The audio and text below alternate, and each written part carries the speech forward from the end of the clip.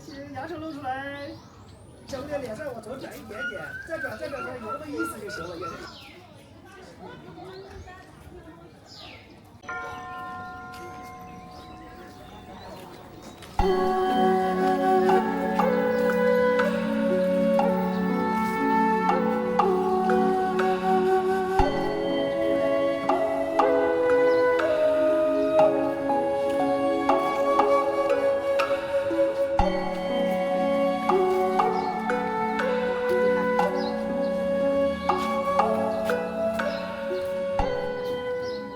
Hello everyone. Today, I'm taking you to explore the only Tibetan Buddhist temple in Shaanxi Province, the Guangren Temple. Nestled right next to the bustling streets at the northwest corner of Xi'an's ancient city wall, it hides a remarkably quiet and historic sanctuary. Many visitors to Xi'an only know about the big and small wild goose pagodas, completely unaware of this hidden gem tucked away in the heart of the city. As the only Gelug school, Tibetan Buddhist temple in Shaanxi, it is affectionately known as the Snow Lotus of the Hanland. Guangren Temple has a history spanning over 300 years, but it's no ordinary temple. It was a royal monastery built by a special decree of Emperor Kangxi of the Qing Dynasty, and it hides a heartwarming story of national unity behind it. During his western tour, Emperor Kangxi arrived in Xi'an. Realizing the vastness of the northwest and the long, arduous journeys that Mongolian and Tibetan living Buddhas and monks had to endure to pay homage in the capital, he saw a need for a resting stop.